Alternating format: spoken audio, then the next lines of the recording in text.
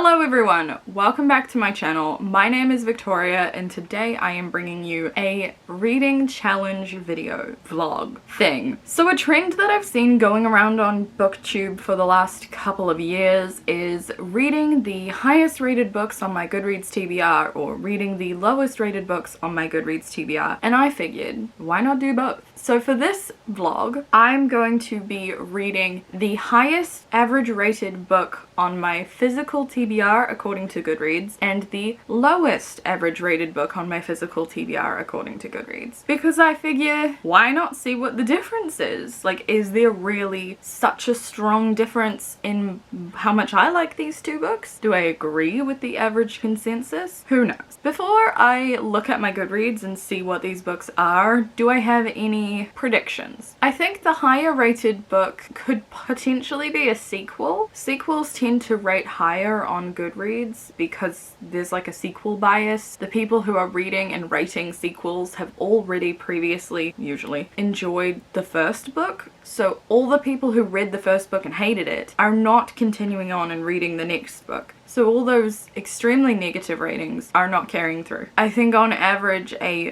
bad rating for a sequel is like a mediocre rating. So potentially I might see a sequel or like a really well loved book. Like I know I have The Invisible Life of Addie LaRue over there. That book is extremely well loved, so that could be a potential. I never look at the average rating of books before I read them or even after I read them. I genuinely don't care. Yeah, I never look at the average ratings or any reviews of a book before I read it. Anything that I hear about a book, I'm hearing through watching BookTube videos and having those more, more casual instances of people talking about books through other people's reading vlogs or wrap-ups or book hauls and stuff like that. But that is something I will look at with these books. After I've read them, I will look at the reviews and see why people are rating them highly and why people are rating them lowly, to see where that's coming in. What do I think will be the lower rated book? I have no idea. Probably something more obscure that I've never heard of other than owning it myself, because those books tend to have less ratings, and so then if they get more negative ones, it hugely sways the balance of the average rating because there's less to pull it the other direction. The same could be said for the other side of things though. If everyone seems to love it but there's only like 500 reviews, it's going to have an extremely high rating from not having a large pool of ratings. So I think for this video I'm not going to be choosing any books that have come out this year because I think it's too early for people to have fully fledged opinions from both sides. A lot of early reviews of books are really positive because it's the people who are super excited about it. So nothing that was released in 2022. 2021 is fine. That's at least 4 months ago. I'm calling it okay. And they also have to be books that I own physically, that I can grab. But we're going to open Goodreads on my phone. Goodreads Want to Read. And we're gonna go sort by average rating. I don't know if this is gonna put the highest or the lowest at the top. It looks like highest, but these are all books that aren't out yet.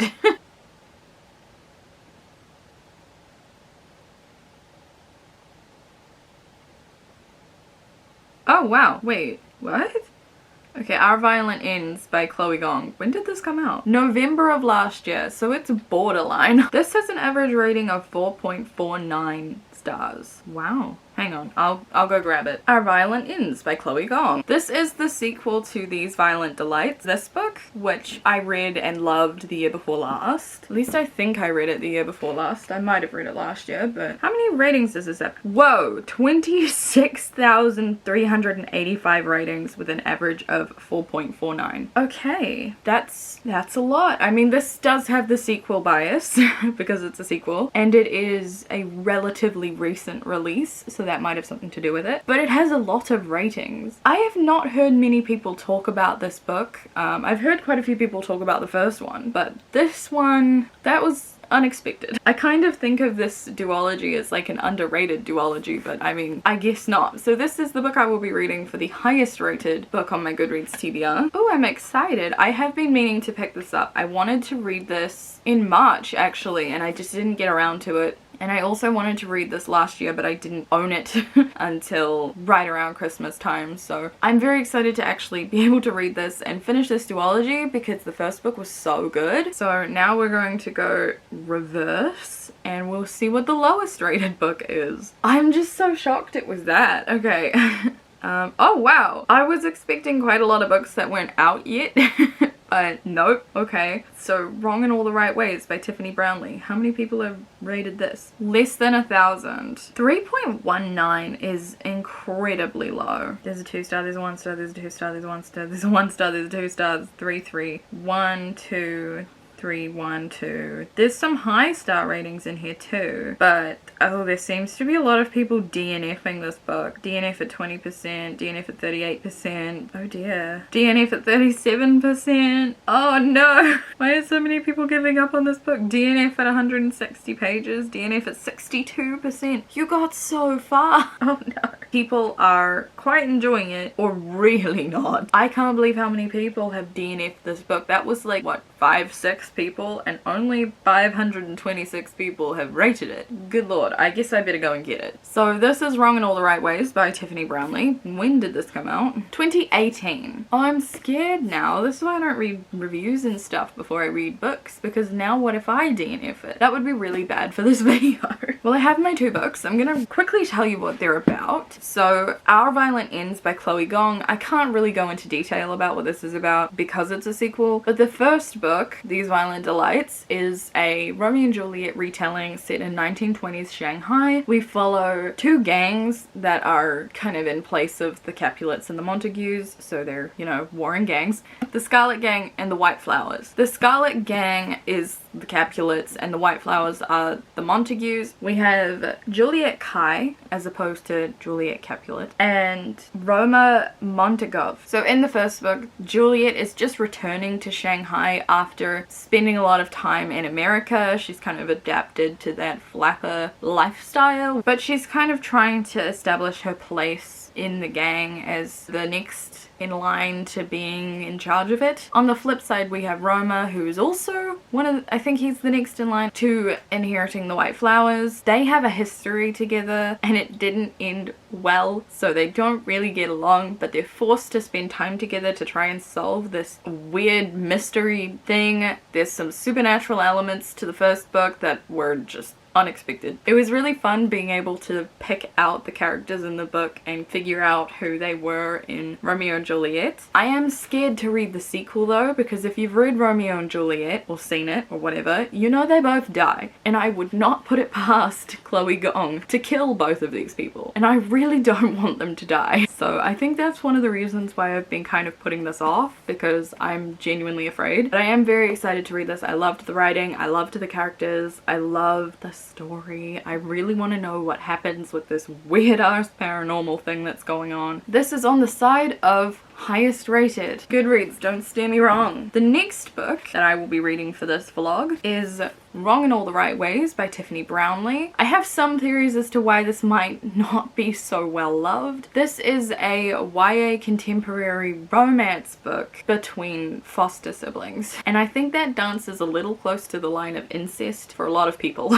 So we follow a girl named Emma whose parents are foster parents. So her parents have taken in this boy named Dylan, who, you know, she falls in love with, as you do. They both feel that way, but they don't really want to do anything about it because it'll jeopardize his chances of getting adopted into her family. And he has had a messed up past and would like to have a family, please. It says the strength of first love is all-consuming, and they are soon enveloped in a passionate, secretive relationship with a very uncertain outcome. I won't lie, a big reason why I bought this book is the cover, because this cover is gorgeous. The insides of this book sound concerning. I don't know. This could be one of those books that is surprisingly amazing and like in-depth and really well thought out and makes you think a lot about things, or it could just be bad. And Goodreads is not giving me much hope. I've owned this book for a while now, so I guess it's time I read it anyway. This book is 342 pages long as opposed to Our Violent Ends being 494. That's a lot of pages. This this one at least will be quicker to read. So those are what I plan on reading for this video. This will be a vlog, but it's not going to be like my 24-hour vlogs where you follow me for every second of the day. I will update you when I have updates on the books. I will start with Our Violent Ends by Chloe Gong. Read that one first because it's longer. I've never done a video like this, and I go back to uni next week, so it'll be interesting to see how long it actually takes me to read these. I'm excited, I'm intrigued,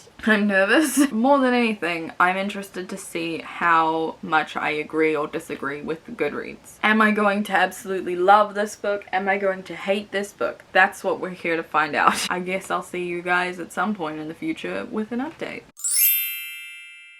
I think this is like the best angle we're gonna get. I'm struggling. I wanted to film this real quick while my hair and makeup is somewhat done because I was filming videos today, so I'm like presentable. I have started Our Violent Ends by Chloe Gong. I'm not super far into it. I'm on page 30, but I'm really liking it so far. I forgot how atmospheric the world is in these books. Like, Chloe Gong adds in so many details about what's going on and sounds and stuff. It's really cool. Like, she'll add in little details about things that random passerbys are doing, and I just really like that. I also think she's doing a really good job of reminding the readers of what happened in the first installment without it being super repetitive. There are some things that happened at the end of the first book that I forgot about that are quite upsetting. But overall, I'm enjoying this. I know it's going to hurt me. I can sense it already. This book is probably going to make me cry just because I'm so emotionally invested in what's happening for these characters, and it's just going to get more and more intense. I dropped this book earlier today, so there's like a crease on the cover, and I'm really sad about that. But yeah, I don't really have anything else to update you guys on. Just to let you know, I have started reading it, and so I'm reading it and I'm enjoying it. It's going well. So it's been a few days. I'm still reading Our Violent Ends by Chloe Gong. I'm this far through it. I'm on page 271 and I am loving it. Oh my god, everything is just so intense and I'm worried about everybody. Ignore where I burnt my face with my hair curler a few days ago. So I'm really loving this book so far. One thing I forgot to mention is that this author grew up in New Zealand. They were born in Shanghai, they grew up in New Zealand, and now they live in America. But I'm going to claim this as a Kiwi author. Let me do that. Let me have this. I'm really enjoying this. I'm loving the developments. I love the characters. I love everything that's happening, even though half of it is really upsetting. I'm still very afraid that bad things are going to happen. I am thoroughly enjoying this, and I'm very excited to see what other stuff Chloe Gong comes out with in the future. I'm not going to go too much into like a review of this just yet because the next time I update you, I'm more than likely will have finished it and I can give a proper review, which will be great. But so far, I think I can trust Goodreads that this is a good book. So, it's been a couple days and I have finished Our Violent Ends by Chloe Gong, and I can say I loved it. I gave this 5 out of 5 stars. Wow, what a conclusion. What an ending. I finished this last night. It didn't make me cry, but it very easily could have made me cry if I was in any other state of less dehydration. This was so good. I really loved so much about this. I don't know how to explain my thoughts on this because I don't want to spoil anything from this book or the previous installment in the duology. I think it was a really good conclusion. I think it did an excellent job of finding an end for all the things that were happening in this world, in this narrative. I definitely want to read more from this author in the future. I have to say I agree with the general consensus on Goodreads. This has a very high average rating and I ended up giving it 5 stars. So I guess that means I agree with the highest rated being a very highly rated book. I don't know if I would say it's the best book I've ever read or anything like that, but I did give it a 5 stars. So it is a very good book. I think the duology together as a whole, I would say is one of my favorite, I guess, series of all time, but I wouldn't consider this book itself individually a favorite book of all time or anything like that. I did thoroughly enjoy it. So I've clearly proven that, at least for this particular instance, I agree with the high rating on Goodreads, which leaves me to be even more nervous about the next book I'll be reading for this video. video. So it's been a minute, if not longer. As you just saw, I enjoyed this a lot. I gave this a 5 stars, so I guess that means I agreed with the Goodreads consensus on this. I thought the characters were really well developed, and they still had, you know, plot arcs in this installment as well. There were no parts where I thought things were being drawn out just to make it fit 2 books instead of just 1. I think this was necessary. It hurt. It was a very sad installment. I think this author did a really good job translating the Romeo and Juliet story to a very different time era and set of circumstances. I really enjoyed this. I love the writing. I love the atmosphere the author was able to create. Chloe Gong, I'm gonna be keeping my eye on you. It's hard to judge this book as a solo endeavor. I always think of it in conjunction with These Violent Delights, the first book. It feels like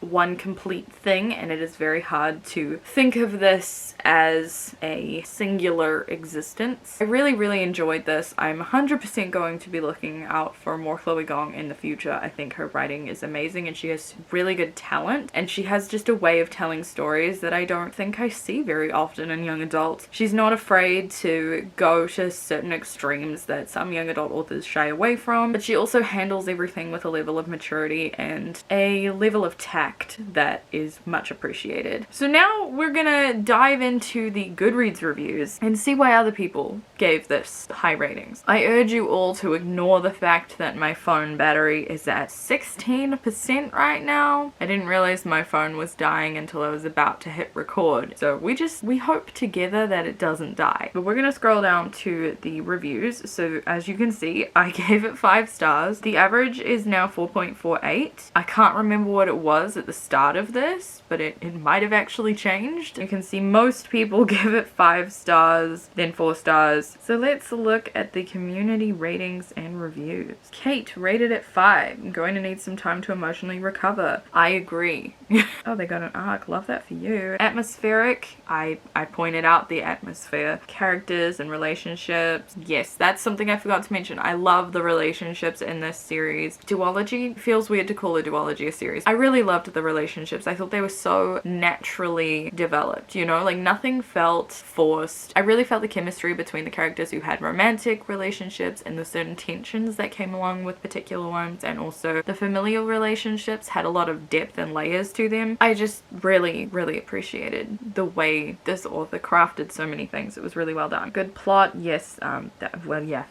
Our violent ends surpasses even Shakespeare. That is a bold claim. I mean, I'm not a big Shakespeare fan. I enjoy a Shakespeare play every now and then, but I cannot read Shakespeare or engage with Shakespeare without acknowledging how problematic Shakespeare is. And a lot of the problematic elements of the Romeo and Juliet story aren't present in These Violent Delights. Namely, the insta-love isn't there. Perfect sequel. Yeah, I agree. I don't think this could have done anything more as a sequel. Beautiful writing style. Yes. Tashi also gave it 5 stars. What did you have to say? Oh, also rivaling Shakespeare in this review. Shakespeare wishes he was Chloe Gong. Now wait a minute, I need to know if the price of this book includes a therapy session because I'm unwell. Probably one of the most stressful books I've ever read, but in the best way possible. Yeah, it definitely was a stressful experience at times. Just the tension, so much tension. It was a very tense experience. 5 stars, I no longer believe in happiness. Yeah, everyone's basically just saying this is ruining their life. But I do agree with the more constructive, positive things people had to say about characters, the writing, you know, all of that. I 100% agree. This book was really good, so thank you, Goodreads, for making me read it. In comparison, let's go to the next book that I read for this video. I finished Wrong in All the Right Ways like a week ago. Here is some vlog footage of when I started reading Wrong in All the Right Ways by Tiffany Brownlee. Less fun is that I now have to read the lowest rated book. So now we're moving on to Wrong in All the Right Ways by Tiffany Brownlee. I actually started this just before. I'm on page 10. I can't say we're off to a great start. I want to give this book a fair shot. You know, obviously I thought I was going to like this. I wouldn't have bought it if I didn't think I I was going to like it. But wow, our protagonist is very annoying. I've only read 10 pages and she's a walking stereotypical 16-year-old girl protagonist of a contemporary book or a chick flick type thing. She's not very compelling. I don't really like her, but it has only been 10 pages, so I do want to give her a chance. Dylan has not yet been introduced to the story. I feel like I can talk about this one more because it's not a sequel, so I've barely even started this and I'm already not particularly loving it, but I do have hope that this book could be good once it gets going. I'm really not liking the setup of things. We've already had everybody's favorite passage in a YA novel. Now, I'm not drop dead gorgeous, but I'm not completely unfortunate looking either. Thank you, Mom and Dad. I'm stuck in the plain Jane middle of the spectrum, and most of the time I'm okay with that, except when it comes to one aspect of my life. Boys. That was on page 5. Do you remember when that was in like every YA book ever? That was a thing for a very long time. Her attitude towards things is very snarky and not in a fun way. I like sarcastic characters, so I'm hoping she'll grow on me, but for the most part she's actually just a bit irritating. There has not been a single thing that's happened in this book that she has been happy about. Otherwise, I don't really have a lot to say about this, but I do have hope for this. I am interested to see how this develops. One thing I have forgotten to mention about this book is that it is apparently a reimagining of Wuthering Heights. I actually really like Wuthering Heights, so I'm hoping this ends up going well. I'll update you when I've read more of this and can have some solid opinions and things have happened. But yes, we have technically officially started it, if only by 10 pages. Now you might be wondering, where's the rest of the vlog footage? You did multiple clips when you were reading Our Violin Ends. You're correct. But this book, this is the first 1-star rating I have given a book since like 2019. And I'm mad about it. I was so hoping that I would like this book. I know it probably seems like I went into it with really low expectations, thinking I was gonna hate it. No, I had hope in my little heart that this would be good and I would disagree with all the haters. It was bad. So what I talked about in that little clip you just saw continued. Emma continued to be a very immature protagonist, although once they kind of clicked into that it was just immaturity, she did become less annoying. Emma reads like your typical 11 or 12-year-old protagonist in a middle grade novel, and I did read the author bio on the back of this, and the author is a middle school teacher. So I'm wondering if there's some correlation there, but it made it very hard to believe a lot of what was happening because it felt like it was happening to a 12-year-old, not a 16-year-old who was also about to graduate high school early. So our main character was incredibly immature. I didn't feel any chemistry between her and Dylan. Their relationship was borderline abusive. He was very manipulative towards her emotionally, but then she wasn't a good person either. She was very, very manipulative at times in this book as well. There was a whole cheating subplot that never really gets a solid resolution. The other third of this cheating situation never even knew about it. I hate cheating subplots. I hate them. I hate them so much, especially when the characters get no consequences. And then don't even get me started on the amount of very sensitive, intense, and hard-hitting content this book dealt with poorly. Because there's a lot. We had drug abuse, we had comas, we had neglectful / abusive parents, we had near-death experiences, we had mental health, all dealt with really badly. Things were played as plot twists or plot devices and never really delved into in any meaningful way. Mental health was used as an excuse for terrible actions but never actually treated with any respect or kind of, you know, resounding conclusions. Criminal behavior, I feel like, didn't have the right consequences. I continued to dislike Emma's father. Her father is controlling and manipulative and it just drove me insane, and I don't think I'm supposed to like him, but it was very annoying. The timeline in this book was also kind of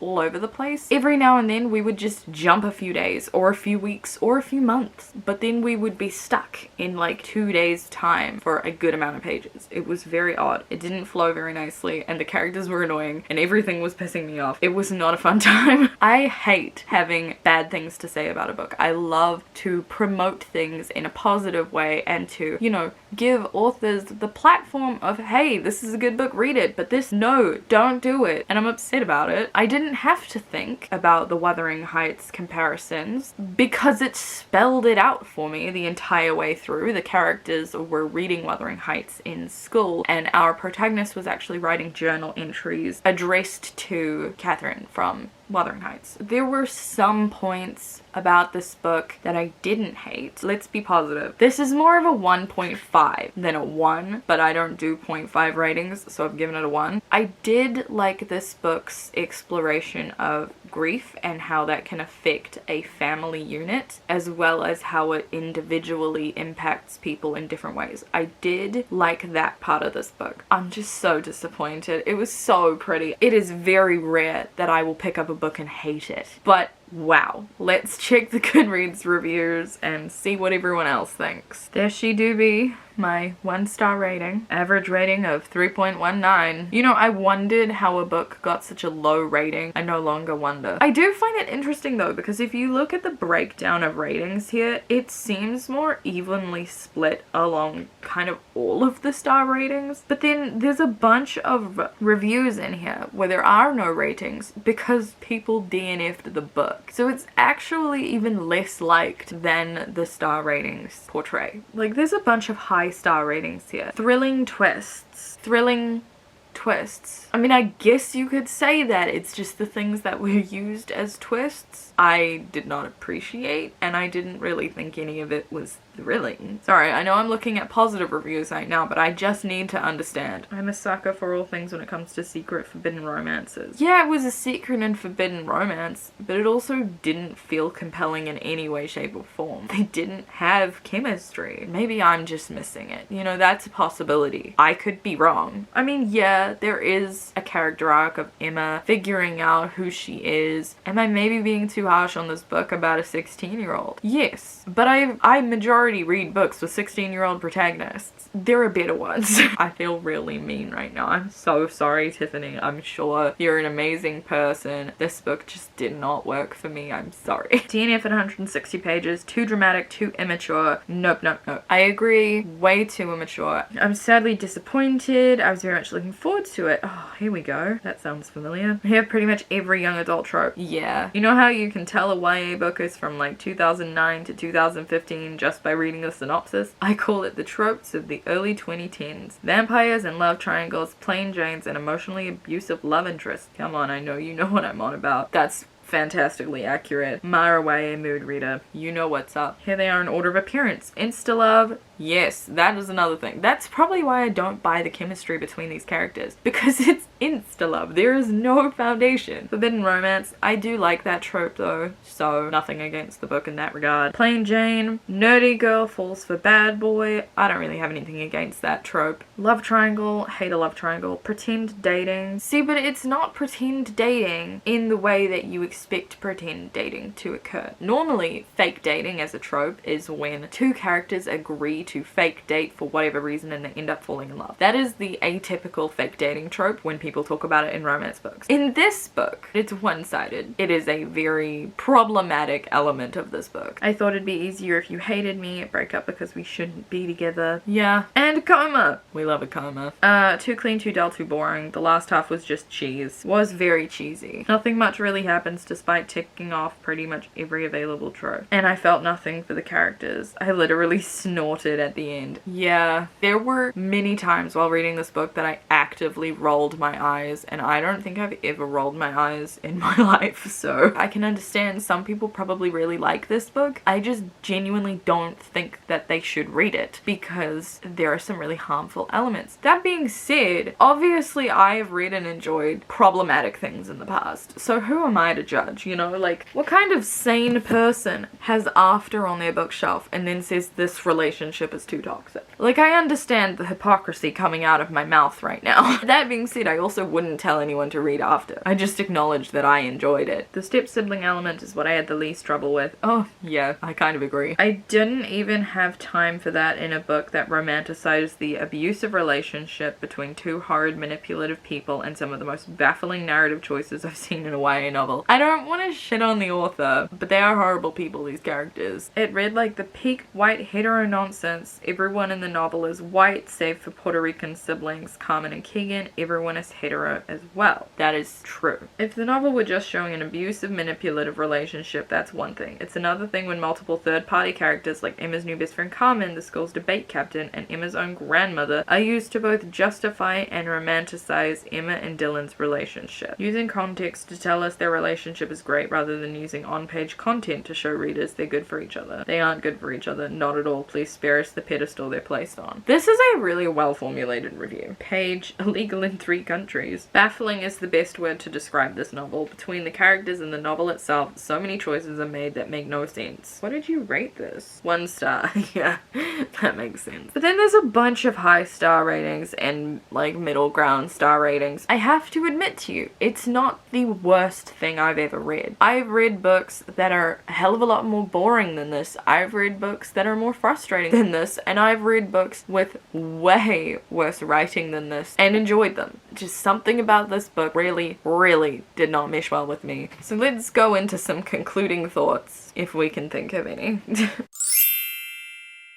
So, yes, this experiment is coming to an end. I read the highest average rated book on my TBR and the lowest average rated book on my TBR, and what did I learn? Loved the one that was rated highly, hated the one that was rated lowly. Am I supposed to be shocked? I feel like that is the consensus I should have anticipated, but I didn't know. I have never been one to look at the average ratings of a book on Goodreads before I read it, or even after I read it. It's something I notice by accident when I go onto the Goodreads page for other things, and then it's a piece of information that does not stay in my head. So maybe what I've learned is that I should look at Goodreads ratings, but I don't think I will. I like to be surprised when I don't like a book. I do think that was an interesting element of reading this one. Going into it knowing that it was so disliked. Having that kind of information in my head, I don't think it influenced my enjoyment of this book at all, but it didn't make me want to pick it up. I did really enjoy this and I didn't like this, so I guess we can trust Goodreads. Was that something we were trying to figure out? It was an interesting experiment. It was interesting to read something that I have polar opposite opinions on so close together. I don't typically have that experience. The contrast was really strong. I did enjoy making this video, but this is like my first real concept video. I mean, I guess reading Outlander in 24 hours is kind of a challenge concept video, but this one was a little bit more of a longer project, and I haven't really experimented with long-term projects on my channel before, so I did really enjoy that. It was a fun little thing to do. I look forward to making future videos more in line with this kind of thing. I hope you enjoyed it. Let me know what your lowest rated book in your TBR is. I'm curious now. I hope you guys enjoyed this video. Subscribe if you did. I do post videos every single week. I hope to see you guys next week in a new video. Bye!